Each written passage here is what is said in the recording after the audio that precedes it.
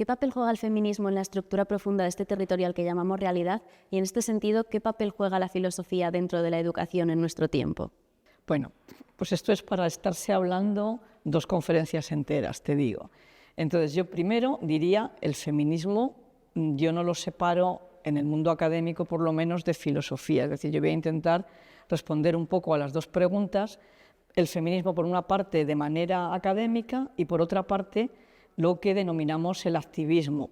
Es decir, también las filósofas y feministas académicas, porque el feminismo yo lo entiendo también como una filosofía práctica.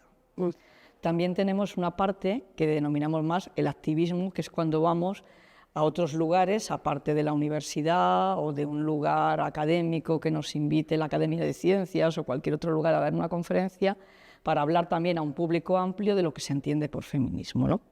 Porque lo que habría que empezar por matizar es que es un término que se suele utilizar mucho, también en la calle, pero no todo el mundo entiende qué es lo que está detrás. Y ahí ya enlazo con la primera pregunta que me haces, porque suele haber una gran aversión o un ponerse siempre en contra de ese feminismo, justamente porque no se explica lo que es. Además, bueno, el término dice mucho, feminismo es lo que decimos feminismo y machismo. No, por los ismos, ¿no?, que está acabado en ismo. Bueno, pues yo creo que no hay esos opuestos, y tampoco el feminismo es lo que entiende mucho público amplio de la calle, que es promover la igualdad para una parte del género humano, que somos las mujeres, que somos la mitad, o la mitad más uno, porque cada vez somos en número mayor. No significa quitar derechos a unos para dárselos a otros, sino que los derechos están ahí desde que conocemos, por lo menos en la Ilustración, cuando en la Revolución Francesa lucharon por los derechos del hombre y del ciudadano, y Olympe de Gouges dijo, bueno, y los derechos de la mujer y de la ciudadana, ¿no?, matizando que las mujeres también somos seres humanos, porque había que decirlo, ¿no? Entonces, bueno, yo digo esto, lo primero hay que explicar que los derechos y la igualdad de oportunidades está ahí para todos y todas. No es que lo que vayamos a dar a las mujeres se lo hemos de quitar a ellos, porque eso es otro término que se usa mucho, que son los privilegios. O sea, el mundo masculino ha vivido también con una serie de privilegios de poder, de privilegios también dentro de la misma vida doméstica, porque hay unas tareas, que son las tareas domésticas, las tareas del hogar, las tareas del cuidado de los hijos, del cuidado de los mayores, del cuidado de los dependientes, que siempre ha caído del lado de las mujeres. De esto hablaré en mi conferencia de la tarde, no me voy a enrollar mucho ahora, y los varones se lavaban las manos y decían, no, yo aquí me dedico a traer el dinero a casa y no puedo dedicarme a estas tareas que son inferiores además, ¿no?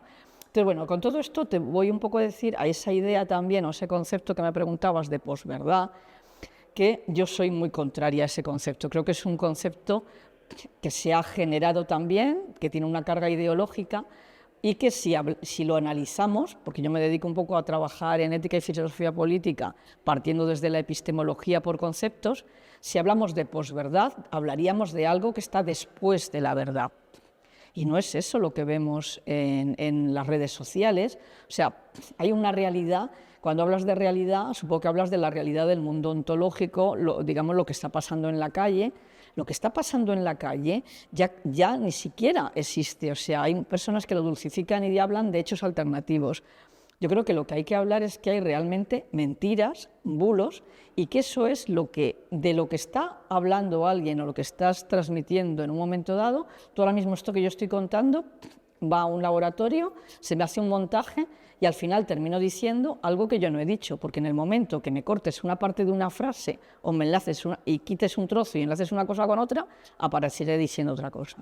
Eso es lo que son esas, digamos, bulos, mentiras, hablan fake news. O sea, yo creo que en castellano hablamos de mentiras y de bulos.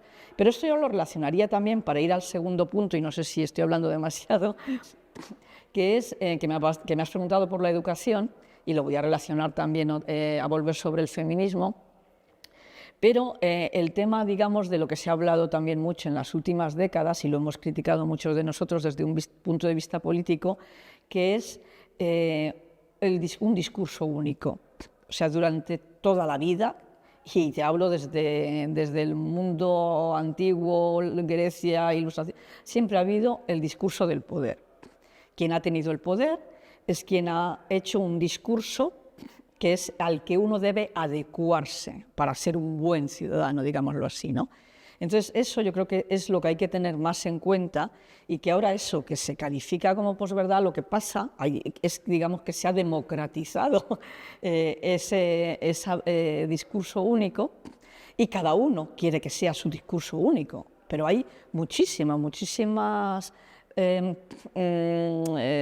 digamos, teorías que se quieren hacer pasar por una verdad única, ¿no? Entonces, ¿qué pasa? ¿Qué pasa con la educación? ¿Qué pasa con la filosofía? Pues la filosofía, y por eso tanto filosofía como feminismo somos incómodos.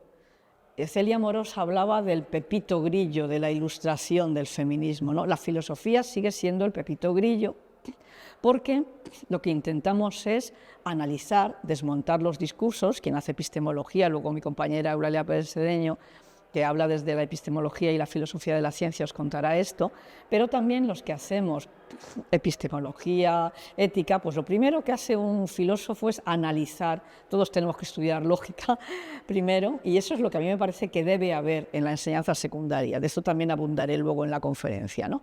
Tiene que haber filosofía para todos y todas, y no me parece mal, además, estas asociaciones que hay de filosofías para niños, porque no se trata de que vayas a coger a un niño de 3 años y a cascarle la crítica de la razón puro de Kant, pero sí se trata de buscar explicar cómo funciona, porque nosotros podemos hablar de razón dura, de pasiones, de lo que queramos, pero mientras no se demuestre lo contrario, lo que están haciendo en la inteligencia artificial es copiar cómo funciona la mente humana. Es decir, somos un conocimiento discursivo. O sea, nosotros analizamos las cosas y luego discurrimos y las explicamos de una manera discursiva y en argumentos. Entonces, lo que hay que enseñar, yo creo, desde niños y sobre todo en la adolescencia, la secundaria, es fundamental que debemos argumentar y defender lo que pensamos por esos argumentos, y además ser crítico con el otro, pero no hacer, por eso te digo, yo más que posverdades hablo también de discursos alternativos. Hay veces que pones a discutir a dos personas, a dialogar, que sería la palabra que a mí me gustaría, porque si dialogamos estamos intentando buscar una solución común para algún problema, ¿no? Entonces, si pones a dialogar a las personas, no tendrían que tener discursos absolutamente paralelos que no se encontraran. Yo trabajé mucho Leibniz, como sabes, entonces Leibniz lo que decía, una máxima, decía la place d'autrui, ponerte en el lugar del otro. Has de entender la argumentación del otro y combatirla con tus armas argumentativas, ¿no? Entonces, no sé si así te he respondido un poco a las dos preguntas. Cierro un poco mencionando el feminismo. Pues el feminismo, cuando yo hablo de feminismo en singular, ya lo apunté ayer, lo hablo en este sentido. Todos los que nos consideramos feministas, aunque luego cada uno defienda su propio territorio, ¿no? El feminismo, decía yo ayer, lesbiano o chicano, o digamos, contra la racialización, etcétera, si ha de tener algo en común, es esa defensa de todas las mujeres, ¿no? Entonces, digamos, trasladando un poco a lo que te decía al comienzo de ese feminismo filosófico, pues haríamos un poco, desde este punto de vista de la filosofía, lo mismo. Un punto de vista crítico de por qué hay argumentaciones que no me gustan como feminista. Tendré que decir por qué y explicar entonces qué es lo que me parece que sería feminismo, que en definitiva es eso, emancipación y autonomía de todas las mujeres, también económica.